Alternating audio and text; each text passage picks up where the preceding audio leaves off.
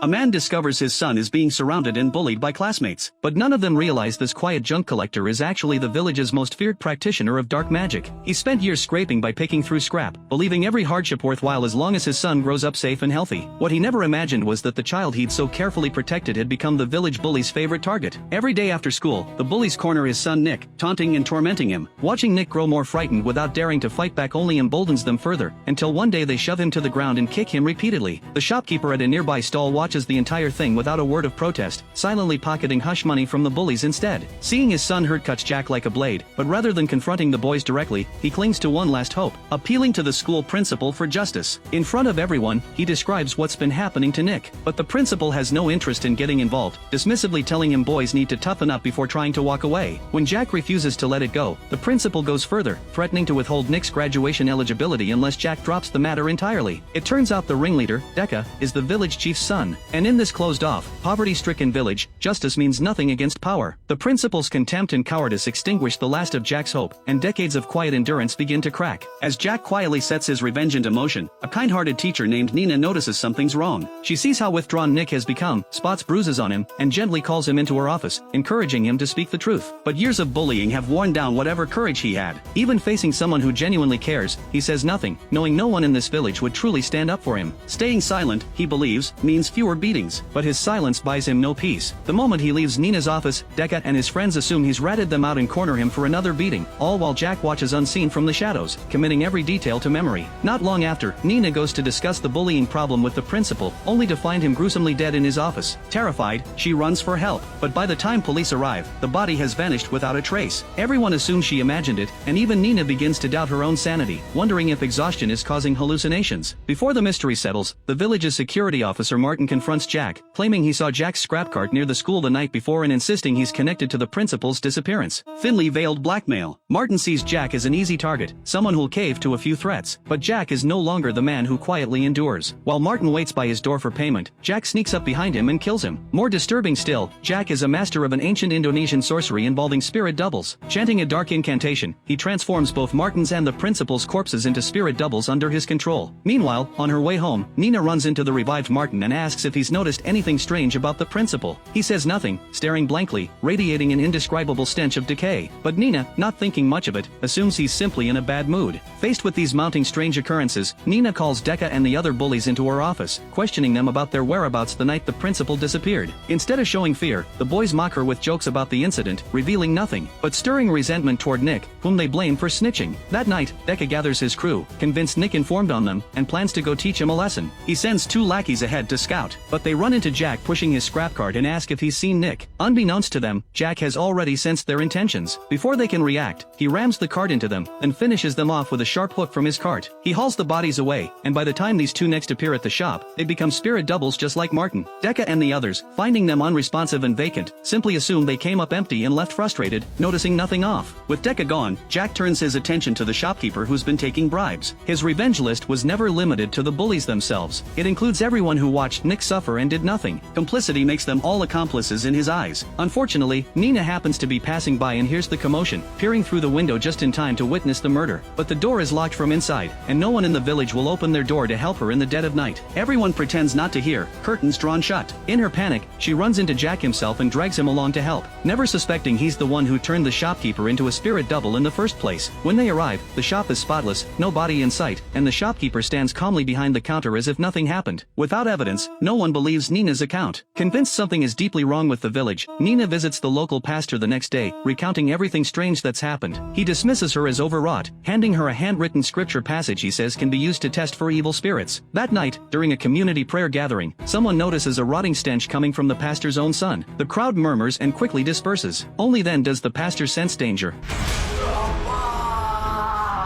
fleeing in terror, but Jack, waiting in ambush, kills him the moment he reaches the alley. Back home, Nina studies her own sluggish, unresponsive mother and a horrifying suspicion dawns on her. Testing it, she recites the incantation from the pastor's scripture toward her mother. And sure enough, her mother instantly transforms into the horrific corpse state she died in. Nina and her younger brother flee the house in terror, running straight into Martin and the shopkeeper along the way. Reciting the incantation again, both reveal their true monstrous forms. Only now does Nina understand the true horror of these spirit doubles. They silently replace people close to you, indistinguishable from the living, making it impossible to know who's real and who's a walking corpse. The entire village is being slowly infiltrated. She realizes with dawning horror that every person turned into a spirit double seems connected to Nick's bullying in some way. Her brother, pale with fear, confesses he too once joined Decca's group in tormenting Nick, though he never personally struck him. Nina brings her brother straight to Nick's house. With Jack away, her brother sincerely apologizes, and Nick, letting go of his resentment, reveals a secret: his father practices sorcery. After his mother died, Jack used the same magic to revive her as a spirit double. There's also a room in their house that's always kept locked, off limits to everyone. When they force the door open, they're stunned to find it filled with ritual objects. Shelves lined with cloth dolls, each bearing a name corresponding to someone transformed into a spirit double, including Nick's mother. Nina tests the incantation on the doll, and Nick's mother instantly reveals her true form, lunging at her. In the chaos, her brother accidentally knocks the doll bearing Nick's mother's name into a fire pit. As the doll burns to ash, the spirit dissolves into nothing. By accident, they've discovered the key weakness of the spirit doubles. Burning the corresponding doll destroys them permanently. Before leaving, they gather every doll from the room. Meanwhile, Jack sneaks into the village chief's house. This tyrant of a father, so fearsome in daily life, proves utterly helpless facing death, killed by Jack before he can even scream. But as Jack tries to leave, the chief discovers him and lets out an anguished howl over his dead son, drawing the entire village. No one had stood up for Nick when he was being tormented. But now that the chief's family is affected, everyone rushes to help, revealing where their true loyalties lie, with power, not justice. Surrounded, Jack shows no panic, simply standing his ground and chanting his incantation. In an instant, every spirit double he's created rushes to surround and protect him. Watching this, Nina is confused. Her own mother never bullied Nick nor stood by silently watching. Why would she become a spirit double too? Confronted, Jack finally reveals the full truth. After the principal turned him away, he'd gone to the relevant department in town to file a formal complaint. The official who received him was none other than Nina's mother. The moment she heard he intended to report both the principal and the chief's son, her expression changed instantly, urging him to let the matter go and rejecting his complaint outright. It was this final door closing that pushed Jack to abandon all hope of justice through proper channels and turn to revenge instead. Nina struggles to process this, but knows stopping the unfolding catastrophe matters more right now. Jack chants again, and all the spirit doubles briefly revert to their true, gruesome death state appearances. The surrounding villagers freeze in terror at the horrific sight. Seizing the moment, Jack commands the spirits to attack Nina, and not a single onlooker dares step in to help. Just then, her brother grabs the dolls scattered on the ground and hurls them all into a nearby fire. As the dolls burn to ash, every spirit sustained by them vanishes completely. Stirred up by the grieving chief, the enraged villagers surge forward and beat Jack to death. In his final moments, looking at his son Nick in the crowd, he manages only one last plea: live on, no matter what. But the blood-frenzied villagers aren't ready to spare Nick either. It takes everything. Nina and her brother have to help him escape the village. Later, police discovered the remains of every villager who'd been killed, hidden at Jack's house. The village slowly seems to return to a fragile peace. But no one could have predicted that. A year later, Nick secretly returns to the village, stands before his father's grave, and recites the same familiar incantation, intent on bringing his dead father back to life. The film ends here, leaving endless questions unanswered.